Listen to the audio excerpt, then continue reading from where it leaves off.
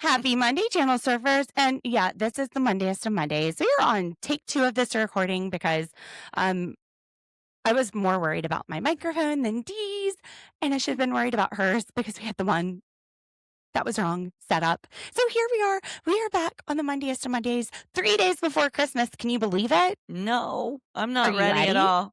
No. Are you? Heck no, no. My husband and son left town today. I have got a little extra time to whip up some magic before they come back. So I'm sure everybody is feeling the pressure at this point. Happy Hanukkah, by the way, to the channel surfers who celebrate. Merry Christmas. We will be back tomorrow, of course, for 90 Day the Other Way. And happy holidays to everybody. Um, you know what? We just need to take a little benevolence, a little bit, sprinkle it around like confetti, and boom. We got Sister Wives, season 20, episode 13. Benevolence, bitch. Let's watch. Remote reality, yeah, that's the key. Unlocking stories wild and free. With the host, side by side. Channel surfers, let's ride.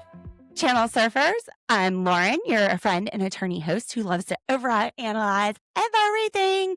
And I even tried to go on Spotify and find some music to like calm my brain, keep it from overanalyzing stuff. Yeah, that doesn't even work. My doctor actually called it hyperfocus. That's what she says when I overthink, because I'll just hyperfocus on something and I won't let it go. I do that too. But sometimes I also, with my ADHD, just focus on everything at once and I just can't quiet it down. Yeah, I overthink so badly that I can overthink myself right out of making a decision on something. That's how And bad I do it. this is D, everybody. Oh, did I not say that? Sorry. Do that. It's money. It's Monday. It's See, everything. I can't talk right today. I can't remember anything. Yes, this is Dee, her paralegal and sidekick. And reluctant co-host, especially on Mondays. Especially on Mondays. Especially on Mondays before Christmas. What the heck? I No, think we are super happy to be there. This is like our favorite part of our week, really, is talking to the channel surfers. We've been around since April. If you're new here, make sure you like and subscribe on YouTube so you don't miss our recaps.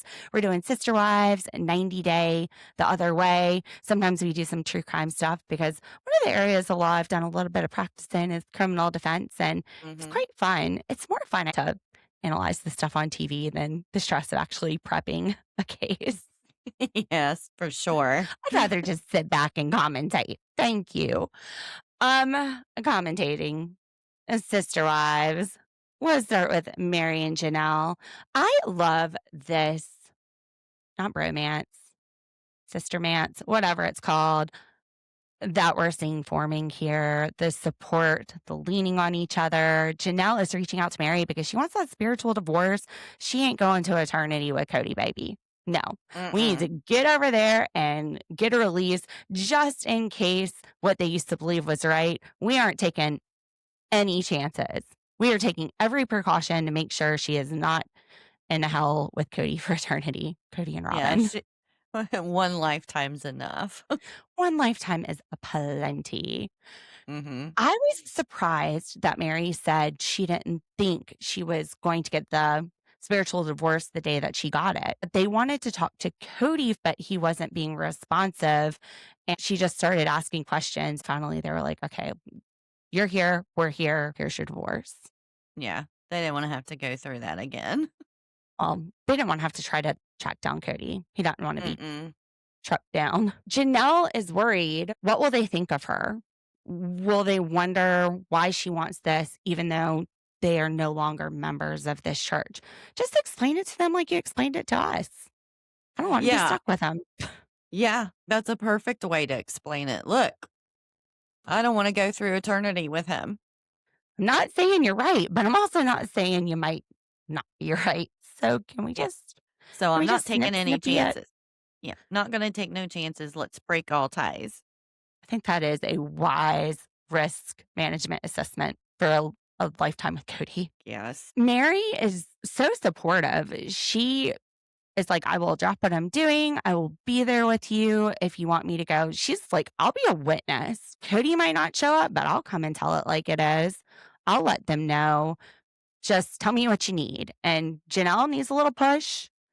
Like, Mhm. she's standing on the edge. She just needs Meri to hold her hand and help her jump. Yeah. It doesn't hurt to ask. What's the worst they could say? No. Okay, I get it.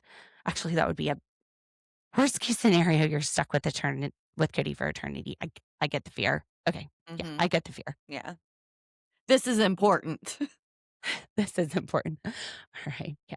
On reflection, we understand Janelle. We get ya. And Meri tells Janelle maybe it's best just to call him. Say, look, I want to talk about dissolving this union spiritually. Send him a text. Janelle is still super worried. She's used to doing it for business, but when it's personal, it's different. I agree. Mhm. It's hard to ask things that are deeply meaningful to you when you Oh, don't know what the yeah. answer will be. Right.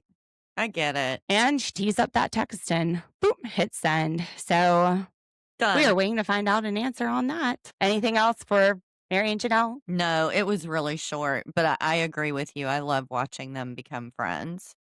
I don't know if I'd go that far. I mean, I just Eh, like them having a mutual shared enemy, Kody, and bonding over that. Just like yeah. we bond over that. And I have to say, I like Meri too. What we're seeing of her since she left Kody is a completely different portrayal or different side of her personality. And she likes to smile a lot and laugh a lot. She's kind of fun. It's been 2 years, and it's going to take time for her to establish a new normal away from Mhm. Mhm. what she's was a part of for so long and to find herself and to feel confident again. She was dissolving a 30-year marriage. It's not going to Right. happen overnight, but we're seeing the growth. Yeah, the last few years when they were still together, she really seemed more like a doormat. So it's nice to see her coming out and showing some strength and taking up for herself. Kody is going to try to tear Janelle and Meri apart. In this episode, he's like, well, Meri doesn't need to know. Janelle said, let's sell the property from under Meri. And his friend Brian says, well, they're going to find out. Like, obviously, you're talking about it on camera. So you don't want to tell her Yeah. directly. She's just going to find out through the show. Mhm. Like, she found Yeah. out you were leaving her through the show. I Look, think that's like twice he's thrown Janelle under the bus with this anyway. I'm so sorry. I He's want to a he's heal things. This is not healing things, Kody. mm-mm. Janelle was not saying, let's sell the property and not give money to Meri. Meri didn't want to sign that NDA. I think she was saying, let's sell the property, give Meri her share of the money, and then she doesn't have to sign the NDA and she can talk all the shiz about you that she wants. Mhm. Yep. I Do don't her think a favor. evidently he didn't want to give her the money for it unless she signed the NDA. It's really hard to say what that Kody is talking about in a lot of this episode because we don't have Robyn, the interpreter, there to tell us what he means. And she's worried about this. She is worried that the ex-wives aren't going to understand Kody's intent with these apologies. It's more like she's worried that without her there to interpret Kody, he's not going to say the right things, and this fake apology won't come off as they intend it to. And production's gonna take it and run. Yeah, we're all seeing clearly who Kody is. It's not nothing's getting taken the wrong way. Robyn's like, remember your lines, Kody. Remember your lines. I'm not there to interpret for you this time. We're not taking it the wrong way. We've said for episodes now, these apologies are for him. When you're saying Oh, they're saying, I'm going to shove it down their throat, I don't care if they want it or not. Who is it for? Not them. honestly, I'm starting to think it's an ego tour instead of an apology tour. Bravo. It is an ego tour. It's not an Mhm. apology tour. So let's just hit on Robyn's scene. You made a good point about time on the show, why Robyn's not on this ego tour with Kody.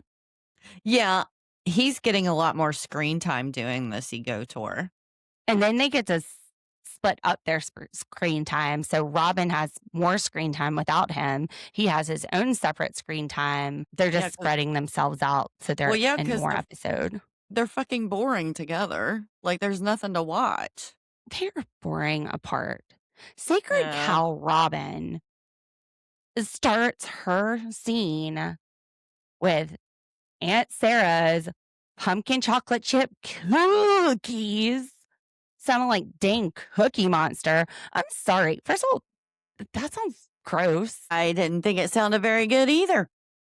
And I love pumpkin. Everything pumpkin. Me too. Like maybe if you said pumpkin, walnut, maple, pumpkin pecan, candied pecan pumpkin cookies. Mhm. That sounds good. Pumpkin chocolate chip. No, like chocolate chip that needs a brown butter, a little bit of sea salt. It's a not pumpkin. category by itself. No pumpkin belongs in chocolate chip cookies. I'm just saying.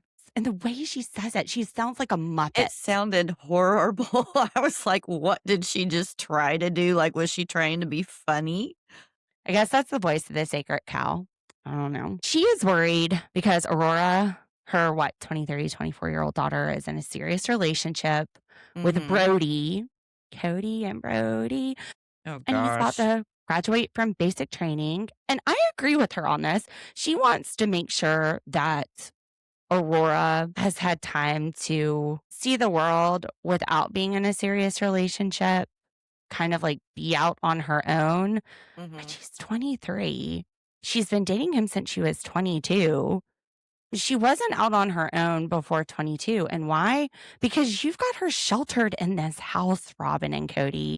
If she and Brody don't get serious, like, I mean, they're serious enough to define their relationship, but are you saying you're like booting her out of the house now so she can figure things out? Or is she still sheltered within your house and not figuring out life? It's a very good point. She's just going to go from one roof to another if she ends up getting married to this guy because she's never been out on her own. How can she really find herself if she's under their influence, under their roof? Probably has to still follow any kind of rules that they have if she's living under their roof because that's the way most parents are. If you're going to live here, you're going to follow my rules. She's not really finding herself at all. And I think that's a great point. But on the other hand, Robyn's not kicking her out. No, nobody's going to kick her out. She also, Robyn says that Aurora shouldn't depend on a man financially. 1000% agree with her. But I have to wonder, is Robyn reflecting on her own mistakes? Like Good she point. got married before Kody. That didn't work out. And then remember when she came to Kody, she was in a lot of debt. Mhm. Allegations of like $30,000 in Victoria's Secret debt. Her financial situation has drastically changed since joining this family and being on the show. Is this a regret of hers that now she's stuck with Kody for the finances? It's a good possibility. I mean, I don't remember her really working much on the show, has she? Has she brought in much income other than that stupid closet thing that they had? Did she bring an income for that? I don't know. Maybe she's feeling trapped with Kody because she relies on him financially and she relies on Possibility. the show financially. Yeah, but she's actually the one that's legally married to him. So if she left, she could probably get a lot more than the other three. Just interesting to think about. Mm-hmm. Is she wanting more for her daughter than she had for herself? And what is it that she had for herself? Now, Aurora says that she has been praying constantly about where this should go with Brody. Maybe tell Aurora to cool it. Like, look, God's going to show you the way. I was thinking the same thing. I'm like, God puts people in your path for a reason. There's signs all the time around you. You just have to listen and look. This like reeks of desperation, which is also when Aurora asks, how did you know that dad was right? Robyn described something that she calls a burning bosom, which to me sounds like a combination of desperation, lust, and heartburn. I was going to say heartburn. Somebody get that woman a Pepto-Bismol, a dildo, and some self-esteem. And I don't know that Kody would have been the one. If she had had all that taken care of when she was in that car with him. I don't know that God would have been giving her a burning bosom. Did y'all eat pizza before this car trip? I got questions. It sounds more like Mexican. Mm, yeah. That would have been a sign, though, to point to me that Kody is the one. Be like, oh, you like Mexican? Perfect. Me too. But hopefully she wasn't chowing down on nachos at the Mexican restaurant because we know he didn't like that with Christine. Mm, All right. Anything to add to n- Robyn and Aurora no, and it the was such a pumpkin chocolate chip cookies? All right, so let's get into the fire of this episode. Kody, Christine, and David. We left off with Kody saying, I did love you. I want you to be able to heal, which is where we start off. And here, Kody, he was trying to be like William Wordsworth or William Shakespeare. William Shakespeare, he was a playwright, not a poet. William Wordsworth, we'll go with that because he's referencing things in nature like storms and sunsets. It was a life experience and incredibly poetic. It was beautiful, like a storm and a sunset.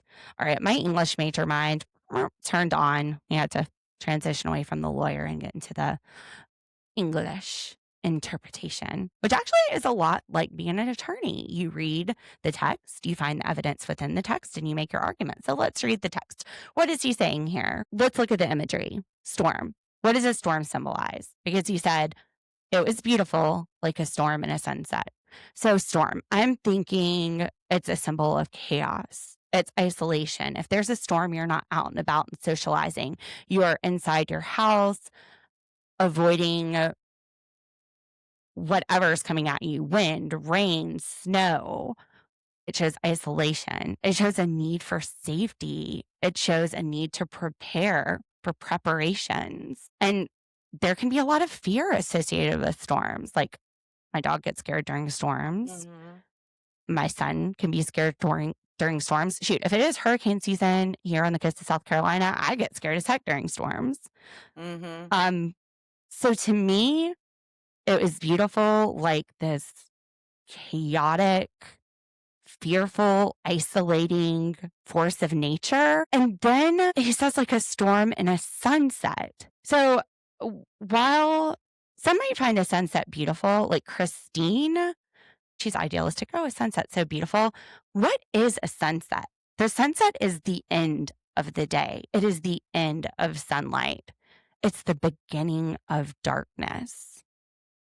So what does this imagery show us? That his life experience with Christine was beautiful, like a storm and a sunset. He's thriving on chaos. He is chaos. Exactly. Now, the way Kody describes it, he says this means that there were hard days and then there were good days, which I'm like, where's the good days in the symbolism, the storm and the sunset? But that's his analysis from a poet's perspective. This guy isn't deep. He just like probably got it off Chat GPT and didn't even think about it. He didn't overanalyze it like I do. I was going to say, did he have it written on his palm so he could read it thinking that it'll be some kind of sentimental shit that they would all be like, oh, that's just so sweet. If you ask Kody, I bet he'd be like, it was written on my heart. What a dumb shit. As he's saying all of this, Christine is rolling her eyes into the back of her head. David is looking at his head. He's like tilting his head and looking at Kody like he's thinking, is this man on drugs? He's having those what the fuck moments like we are as we're watching it, because that's all I was like, what the fuck? What is he saying? I came for dinner, not word salad. Thanks, Kody. Then Kody says that he apologizes for being the victim, which cue in the hypocritical stuff, because then he goes to play the victim in just a few minutes when they talk about his kids and how it's not just him. This was a team effort, that everybody was involved in me not getting along with my kids. Okay, victim. Now, David, 1000%, we know that Kody loved Christine. He wouldn't have kids with her if he didn't love her. Hypothetically, to be fair, David does know more about polygamy than we do. I guess in an arranged marriage, which this isn't like that, but it's a marriage almost out of duty to their religion. Maybe the idea of love is different it's more like one of duty and they're supposed to have kids, so they do.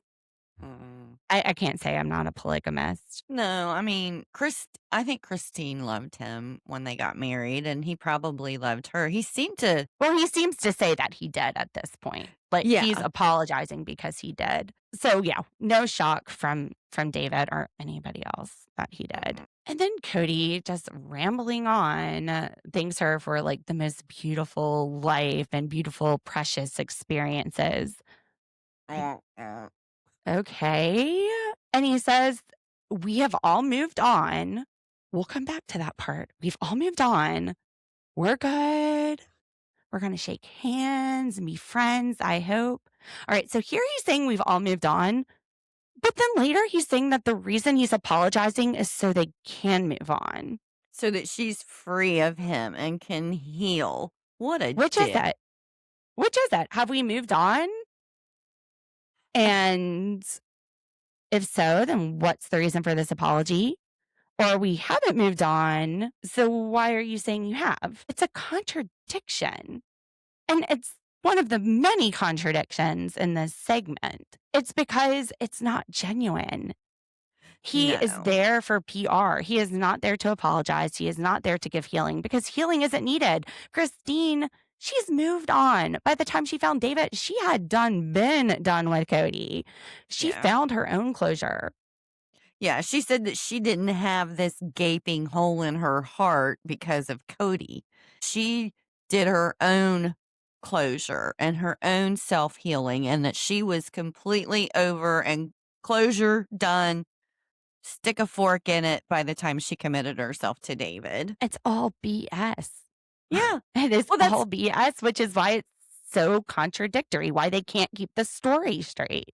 right. Well, it's also the reason why David said, why don't you start with your kids?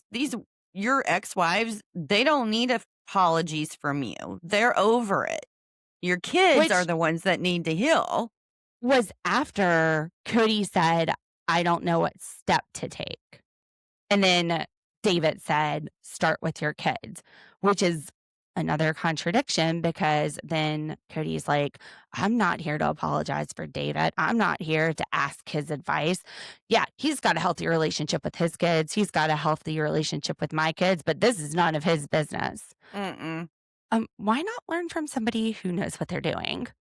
Well, that David. was that was the first time I saw Cody's face actually, like, he had to take a moment because that really pissed him off that David said that to him. But man, he should listen to him. David's spending more time with his kids than he is. He knows his kids better than him. And he does say that it pissed him off. He said that once they got on that topic, he got angry. So yeah, Kody is angry. He's ready to set some boundaries because this probably doesn't play in to the storyline he's trying to create.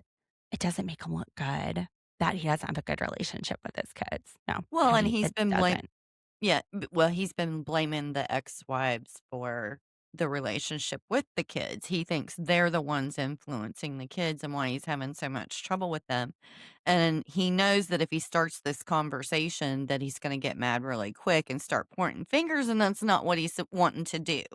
Well, and he throws that in there. He said, it's not just me. This was a team thing. Like, we failed together, basically blaming Christine for taking a part in it as well. He said it deteriorated as a party, not as an individual. And I can see David disagreeing with him. He starts to say, well, no, like, you're the reason your relationship with your kids is shitty. But then Kody just cuts him off. David's glad he said what he said because he is around the kids. He sees them suffering. He's glad he at least put that out there. Exactly. So I also found it was interesting because Kody said he's not interested in David's relationship with David's own kids. And he said that David is on the opposite side of this. So let's look at what David's side of this is. What is David's side of this? Heal your relationship with your kids. So that's the opposite side of where you're at, Kody. Tell us how you really feel. What side are you on if you're not on the side of heal this with your kids? If that's the opposite of the side you're on. This is why Robyn needs to be there. Because we're seeing the truth. If he wanted to heal it with his kids, he would be. He says right now he's having trying to communicate with them. He's leaving space open, he said, to hear what they have to say. But I look, these kids have been trying to talk to him for years and he's not listening. And they're done. At some point, you just have to be done. Mm-hmm. Well, Robyn is a huge part of the problem. And as soon as they even mention Robyn's name, he shuts them down. So She absolutely is, because later on when he talks to his friend Brian in Vegas, Brian even says, well, what if they're all on team be nice to Robyn? And Kody goes, I don't even think Robyn is part of the equation for them. And she shouldn't be. Remember, you have individual relationships with these people, or at least that's what you've told us for 20 seasons. Yep. But just the hypocrisy. There's one sentence that Kody says, it is hypocritical all on top of itself. He goes, you can advise my kids to communicate with me, but you shouldn't be involved in my relationship with my kids. So you can get involved in my relationship with my kids by having them reach out to me, but don't get involved. What the heck are we talking about? Make it make sense. Telling you, there were so many what the fuck moments during this. And I just didn't feel the sincerity that was there with Janelle either. Like it felt completely different. The vibe was completely different. You hit the nail on the head, D. It's fake. It is not sincere. Mm-hmm. I don't think it was sincere with Janelle either. I just think she is not going to be somebody to be confrontational. She'd rather just be like, okay, whatever, and just move on. She's not going to sit there and confront him. Yeah, I don't think it was sincere with her. I felt a little more sincerity. He wasn't saying, I apologize with Janelle. He was saying, I'm sorry for this. There was not an I'm sorry with Christine at all. It was all, I apologize. Well, that's the I same need to thing. apologize. I don't think it's the same. There's a difference. It's more sincere that someone says, I'm sorry, than I apologize. Well, let's take it back to Janelle. If Mhm. Janelle had called him on any of this, if Janelle had said, well, Kody, I'm over you. It doesn't matter. This doesn't matter. Why are we Mhm. here? If she had been the least bit confrontational, do you think it would have felt as sincere at the end of the day? Or do you think we would have gotten this same Kody coming out? He would have turned it. Right. He started out, you're right. But the thing is Christine's not being combative. She's not doing anything. If anything, she's just sitting there listening to him. She clearly doesn't. But when they think it's bring up the necessary. kids, it doesn't That's the make first him time. look good. And Right. remember, the point of these apologies, Robyn's intent and his intent is for him to look good. Mm-hmm. Yeah. Janelle didn't match. She didn't care. Yeah. There was just a different tone with it. I don't know. I can't put my finger on it. It's kind of like he was trying to command the room with David and Christine and control the whole situation and what was being said. And I didn't feel like he was doing that with Janelle when he met with Janelle.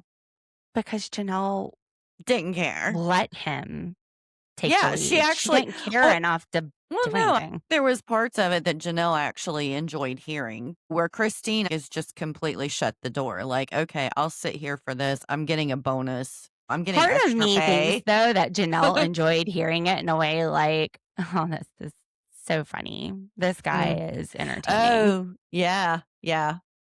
Yeah, she was showing some humor about it. She's like, this is complete BS. And it's hilarious to see him. They're probably all just getting paid extra to sit through this massive definitely. amount of bullshit. David and Christine got a trip to Vegas. But Kody, he's got to get off this conversation about kids. So he refocuses this. Remember, Christine, this is all about you getting closure and healing. And Christine is an ITM's like, the heck? Like, by the time I married David, I was done over this man. Yeah. I don't need the closure. I don't need the healing. I don't need this conversation. This is weird. He is so self-inflated. Like, to even think in his mind that was needed shows what level of narcissism he's on. Seriously. He cannot imagine that these women have moved past them and that they want nothing to do with him. We even see this on the racetrack scene when David is going around the track in the red car and Kody and Christine are watching. Mm-hmm. Christine is like, I want nothing to do with Kody. I don't want to get close to him. I don't want to have a conversation with him like we had yesterday. That was Last so night. weird. But Kody, in his mind, can't imagine somebody not wanting to be around him. In his mind, she is fighting off being near him out of respect for David, and he is not going near her out of respect for Robyn. He does not see that she just wants nothing to do with him because he's a shit show. Yeah, it was a complete. You had to kind of laugh because you see her saying why she doesn't want to stand next to him. And then when he's over there saying, we don't want anybody to think we're together out of respect for David and Robyn. And I'm just like, you're so full of shit, but it's funny. You look at it that way. And Because he can't that's see that. not even, He doesn't want anything to do with him. and that's He not what can't. she's thinking at all. She's like, I don't want another awkward moment last night. I don't want to get close enough for him to start a conversation with me. I don't want to smell him. Mm-hmm. Well, the shit's wafting downwind to her anyway. As far as the conversation, after the kids are mentioned, they just kind of try to dip out of there real fast. They're like, whatever, we'll see you tomorrow at the racetrack. I did notice that David tells Kody that if he eats some of his strawberries, because Cody's like, you want to share my sorbet with me? What the heck? You want some strawberries? You want to eat my strawberries? And David's like, no, that will spike my blood sugar, which I was like, ding, ding, ding, he's diabetic. I had to look it up. Apparently, David was diagnosed with diabetes a week before his wedding with Christine. My guess is he's type 2, but you don't know. People can have late onset. Right. With type 1, like I have, and my 4-year-old son was just diagnosed with 2 weeks ago. If you eat a strawberry, you can take insulin, take a shot, give a bolus through your pump to counteract that. Maybe you just don't want Kody strawberries. I wouldn't want to eat anything off Kody's plate. It's not worth the shot.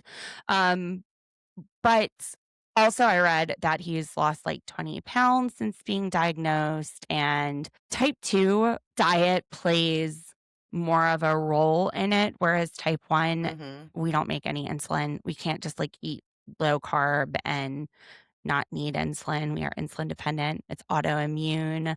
I just remember the doctors at the hospital a few weeks ago. They were like, okay, so they might put a limitation on the carbs, but whatever, we can override it. Just order whatever. It's fine. For my son.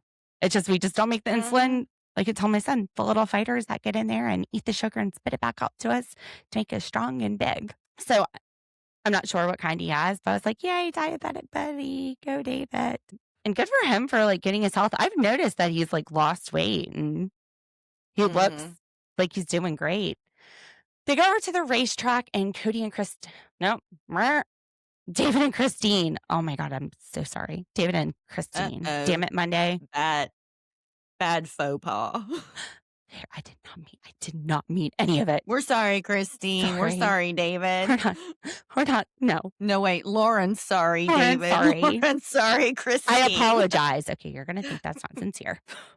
Yes. I'm sorry. David and Christine get there first, and they're picking out their cars, and then Kody gets there. He picks out his car, and first one around the track is Christine, which I don't blame her. I would be terrified. She's taking it slow. It looks like she's taking it slow. I thought it was interesting. Kody is sitting there. First thing he says, he's standing there with David. He's like, she's missing her marks. And David said, oh, she's just taking it easy. And then he's like, go, Christine. That says it all. Kody is so critical of her. And David is like her biggest fan. Yeah, it's no wonder she loves him so much. Well, she's been starving for this kind of a partner all of her life. This is what she's been dealing with. A dude that's super critical of her. And I love that David's standing there like, no, like he gets her. He's like, she's taking it easy. Okay, sorry. We talked about the second round, which was David in the car. Oh yeah, I want to say with Christine, she said that the instructor was like pushing her foot down. I'd been like, what the heck? That would have scared everything out of me. That feels dangerous. Not me. I would have been going as fast as I possibly could. We talked about the David part where Kody and Christine were not even talking. And then the last racer is Kody. He's like, I want to cut the corners. Like he's doing everything he can to try to make sure he does the best. Remember, David said he's not competitive. Kody says he competes Mhm. against himself. So he's like, tight Mhm. corners, tight breaks, like boom, boom, boom. And turns out Kody comes in fourth with a time of 1 minute, 20 seconds. I'm sorry, 1 minute and 2.56 seconds. 1 minute, 2 seconds, 0.56. Christine is 1 minute, 3 seconds, 0.83. They are less than 2 seconds apart. Now, Christine does come in Mhm. ninth, but Christine is just having fun. She is taking her time. She is Mhm. being cautious. Kody is just going at it. Mhm. Like, even with all that effort, Christina must be too. I'm just saying. Had she put in Mhm. a little bit of effort to try to be too, but she just really doesn't care. She was there to have fun. She probably would have smoked Mhm. him. Now, Oh, yeah. David's like 1 minute and 7 seconds. It's cool. I would have probably been like 5 minutes. I've been He terrified. just wanted to drive that race car. He did. Now, Christine, she says that racing is kind of like meeting Kody. Driving this race car is out of her control. When she meets with Mhm. Kody, whatever happens is also out of her control. But when you're driving this car, you're going to do your best. It's out of your control, but you're going to do your best not to lose control, which is why she was taking it slow. But if you look at Kody, Kody isn't doing his best not to lose control. He's like, I want to do everything as tight and close as possible. I don't want to die, but I want to get right up to the point of death. He is going hard and fast and aggressive at it. He is not throwing caution to the wind. He is being reckless, in my opinion. And I feel like that's exactly what's happening here. Christine is going in guarded to this apology. We see Meri say she's Mhm. going to go in guarded. Janelle went in guarded. And Cody's just like, I'm going to push it to the point of death. Awesome analogy. Way Well, and it better shows. analogy than Cody's. Who's the poet? I Yeah. think it's Christine. Yeah. Hands down. His whole approach is, I don't care if they wanna hear it or not. No boundaries. I'm doing this, and I'm not gonna be stopped. So, yeah. Now, we see Kody meeting with his friend Brian in Vegas. This is the friend that he married during COVID when he couldn't see his family members, but he could go to Kody and Joanne's wedding and marry them. We've talked a little bit about some of those parts. Kody is telling Brian that he thinks Meri has more bitterness than the other wives. And he says that later, after the marriage, she started getting funky. Then we see Meri, she's like, I was drawing boundaries. Mhm. Yeah, you know, you guys didn't even address me when I was at Coyote Pass. So I gotta draw some boundaries here. But Kody, he tells Brian, I'm apologizing, but I'm not trusting my ex wives. Like, I'm never trusting them again. And I'm not interested in being their friends, which is like exactly the opposite of what he says to Christine, which is, I want us to be friends for the kids' sake. Mhm. He He forgot should his wanna wives be. when he hung out with his friend.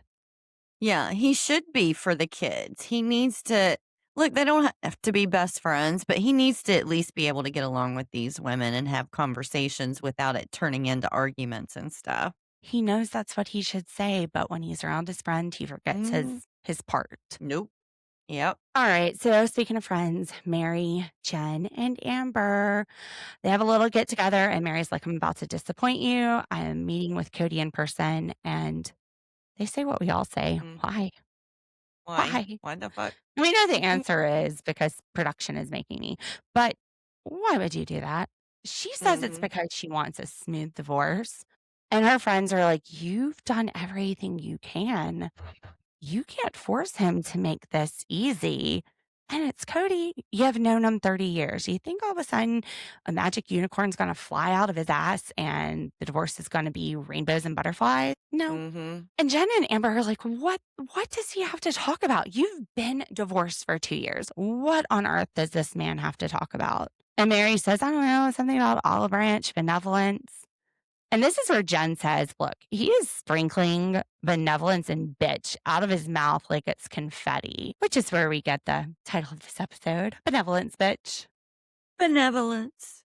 But bitch. Mary's curious. She's asking why.